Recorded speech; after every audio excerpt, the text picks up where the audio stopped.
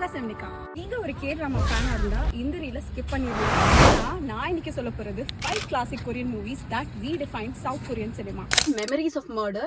This movie is about 2 cops, 1 criminal and 0 clue. Based on real life incident. At least 2 நாளைக்காவது உங்க மைண்ட்ல ஓடிட்டே இருக்கும் அந்த மாதிரி ஒரு movie. Second is my favourite, a taxi driver. ஒரு ஆர்டினரி டாக்ஸி டிரைவர் கொரியால நடக்கிற ஒரு பெரிய வார்ல எப்படி ஒரு மேஜர் ரோல் பிளே பண்றாருன்றத பத்தி தான் இந்த movie. This movie makes us believe that even you and I can be superheroes if we choose the right path. Number 3, Park Chan-wookோட one of the classics, The Handmaiden. The story is about a con artist who falls in love with an heiress. அவரோட எல்லா movies மாதிரியுமே this is visually stunning and the plot twist is amazing. You will definitely love it. Number 4ல இருக்கிறது the classic Old Boy. Another Park Chan-wook creation. Cinema historyல நிறைய cinematographers, directorsக்கு இன்ஸ்பிரேஷனா இருந்த movie. The classic one shot fight நிறைய movies inspire பண்ணிருக்கு. இந்த movie recommend பண்ணுவேனா?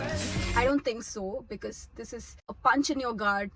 Definitely not for the faint hearted. நான் முன்னாடியே சொல்லிடுறேன். I'm sure you're not ready for the plot to it.